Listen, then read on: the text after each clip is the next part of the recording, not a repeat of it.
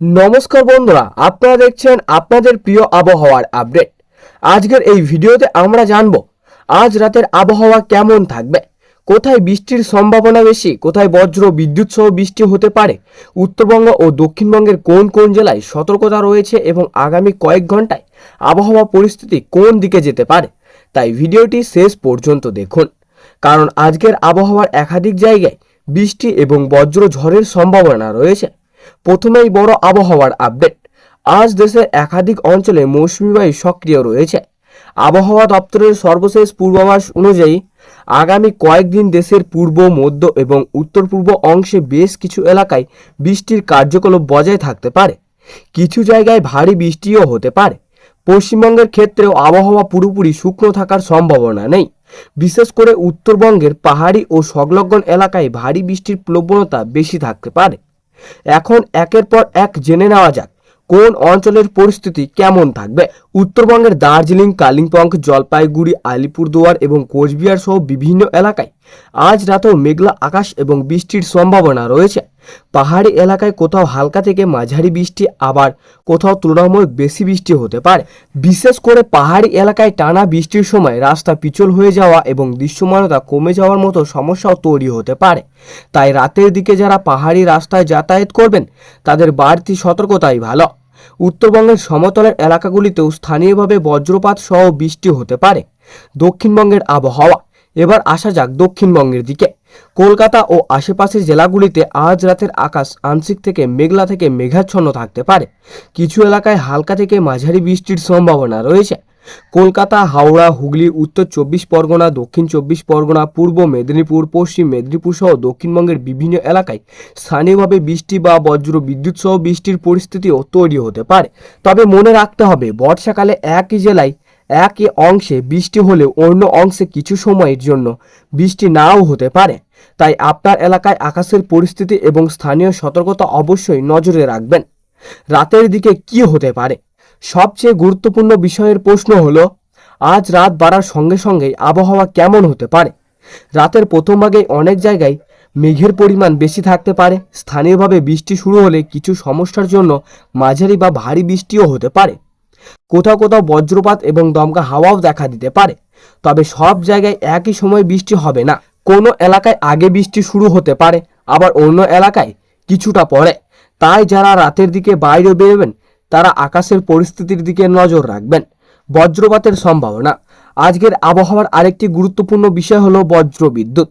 বৃষ্টি এবং বজ্র ঝড়ের সময় খোলা মাঠ, বড় গাছের নিচে কিংবা বৈদ্যুতিক খুঁটির কাছাকাছি দাঁড়ানো নিরাপদ নয়। বজ্রপাত শুরু হলে সম্ভব হলে নিরাপদ ঘরের ভেতরে থাকা উচিত।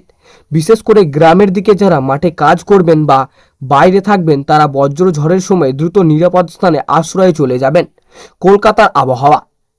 এবার কলকাতার আবহাওয়ার দিকে নজর দিই। আজ রাতের কলকাতার আকাশ মেঘলা থাকতে পারে এবং কিছু এলাকায় বৃষ্টির সম্ভাবনা রয়েছে। কখনো বৃষ্টি বাড়তে পারে, আবার কিছু সময়ের জন্য থেমে যেতেও পারে। নিচু এলাকায় বৃষ্টি বেশি হলে জল জমার সমস্যাও তৈরি হওয়ার সম্ভাবনা থাকে। তাই রাতের দিকে যাতায়াতের ক্ষেত্রে সাবধানতা অবলম্বন করাই ভালো। পশ্চিমবঙ্গের জেলাগুলির পরিস্থিতি। পশ্চিমবঙ্গের মোট 23টি জেলার মধ্যে আজ বিভিন্ন জেলায় আবহাওয়ার তারতম্য দেখা দিতে পারে।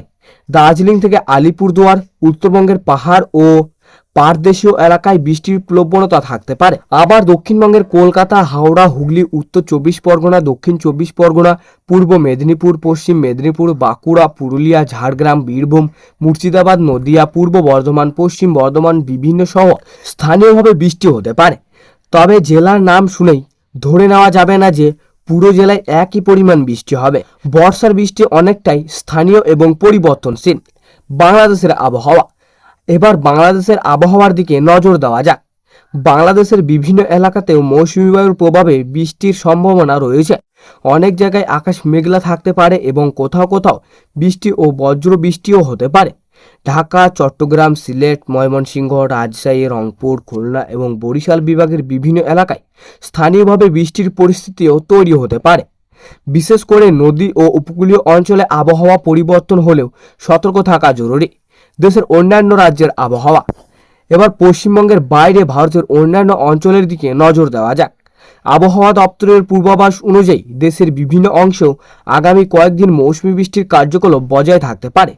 মধ্য ভারতের পাশাপাশি উত্তর ভারতের কিছু এলাকাতেও বৃষ্টি, বজ্র ঝড় এবং দমকা হাওয়ার সম্ভাবনাও রয়েছে।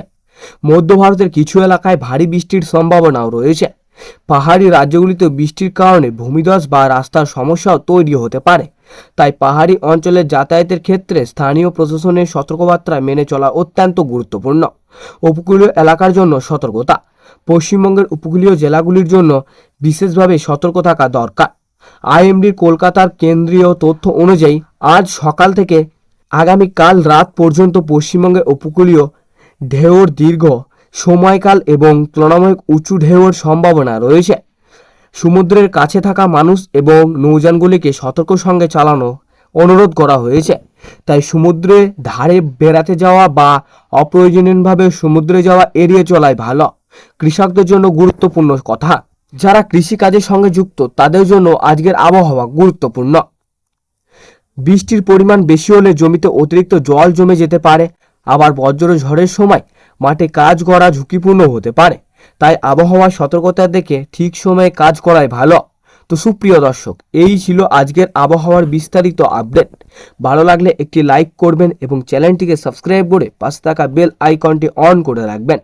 আবারও দেখা হবে পরবর্তী আবহাওয়ার আপডেটে। সবাই নিরাপদে থাকুন, সুস্থ থাকুন। ধন্যবাদ।